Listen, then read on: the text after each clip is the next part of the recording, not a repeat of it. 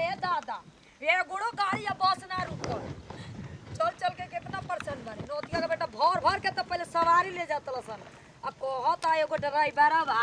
conductor बा कहता driver बा से कि ए भैया इनकरा के कहीं जगह नहीं मिले तो गोद में बैठा लो ना हो तो को ये दादा हम सुंदर सुंदर देख के हमारा को गोद में बैठा होत कौन कौन मित्र सुन तो गाड़ी आ रुको भैया कहा देखा रुक जाओ क्या हो जा हमारा का हो जाए के बतन के ले चलो ना हैं हो जी की चले के बतन के ले चल के को छोड़ दो चौरा ना दादा ना ना जान ना पहचान बैठ जा नतिया का बेटा कहत लसन ना कि ना मिली सवारी तरह के कोई गाड़ी ना मिली चलो ना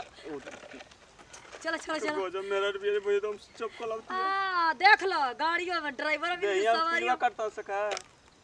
ना तो मिटा दे 1 मिनट में जान जाए शादी जान जियो ना बाबू करे जा एक ड्राइवर रहे बस लेके जात रहे ये जान जियो ना का कहता हमर गोद में बैठ जा अच्छा एगो बात बतावा हमके का हो एने जियो ई का कह देला हो ओइसे तो हमके जानू कर जा कहतलू जानू करे जा ना कहत हमारा के सवारी लेके ढोई आजकल बाबू सोना कहला पता सब बैठा होता सुना ना ए रुक दूर रह थोड़ा सा एगो बात बता इतना चटक लिपस्टिक मतलब एकदम झमकाम का कहाँ जात लू दा तेरी की अब नैहर जाता नैहर जात लू जान जाना सजना सुना दे ना बहमनी जान जाना के बियाह नहीं छुप बियाह नहीं के भाई तब तो लो हम ही ठीक बनी कहा करते हैं जोड़ी बैठी एगो बात बताई का हमर साचो जाना ता ना कि तार मोर प्यार ना करला कहो बाक मुआ ना प्यार ओकरा सब खुदे ना करी ना ऐसे ना कि इतना बुखलाइल बलू तू ना इतना बुखलाइल बलू काय खातिर आओ तो दहिया पे चढ़ल हो त का करी हम ड्राइवरवा के देखै बसवा पीछे से आवता हमरा को उतार देले हो सुना ओमे कम लइका नहीं ठीक ना दूर हटा जातरा हमारा और खराब हो गई चल ये देखो आओ टेम्पू वाला कहता बोहिनी 50 रुपया चाहिए 50 गो बाहर नतिया का बेटा 50 रुपया देबे कहता आई लव चलो चलो चलो ए गाड़ी पले पले उतरता कैसे बोलता हो चल जो कहबे वो कर सच हां उतर के बतियावा ना ई बरकाली उतरा ना चौराहे पर पहुंच गइनी ना ए करे जा हटा गाड़ी पे देखा सुनसान रास्ता पर ठीक ना वो तो जानते बनी दूर रहा हो तनी जानता लो हम जब सती ना इनकरारू चाहे लड़की ले पकड़ हम चला के देखो तनी चलाई का चलावा मत सुना ए सुना गिर जेबू गोड़ा छिलावला जी सिखा दे ना काहे तो हम हमारे घर में गाड़ी भी चला के लेके जाइब ना सुनबू पहले चलो ये नीचे हो ठीक ना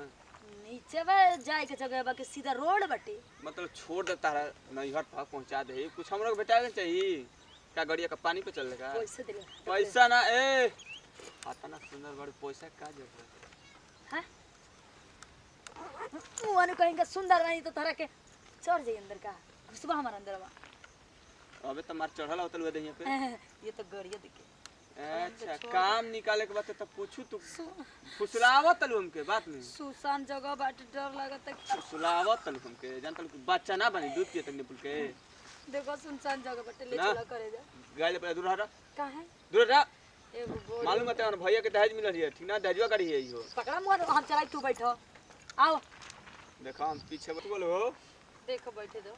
नाचा ये बोला मुआ ए हाय सीवान बस सुनसान रास्ता बे तर करबू ना त कोनो कोड़ दिया स के कहां ची कोड़ दियो सन खेतवा तहर के औरी कोन ची खुरियाइल हम बोल तो खेत लेके चलते नहीं की हो भैया का महाराज मेरा नहीं जा मरद मेरा नु गोड़ लागा ना काहे गति गोल लगी जान मेरा पहचान हम कार साफ पागल है का हो मेरा न बतले तो घड़ी न लगी काजी देवर जी कैसे ना ठीक बने देबू अब मुआनु कहीं का हम ती तहरा के सब का कहत हम जाई से का लेबो तू ने कहत लिए देवर का लेबो त देवर कुछ न मांगी ते मिठाई ए भैया तू जा ना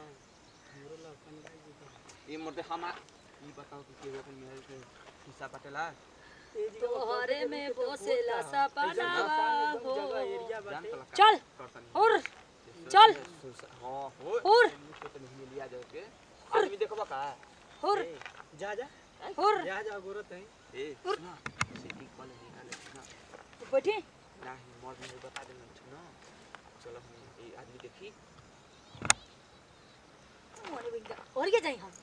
हर देखो मेरा ना रहत ना तो मेहरानू है त आई देगा यार हम तो बर्बाद हो जाई लूट जाई कल वाली घर में से खींचल बन वो चलो तनी दादा एक तो बस वाला टेम्पो वाला में है हट चल अब हम जाके चलत है भौजी हो सुना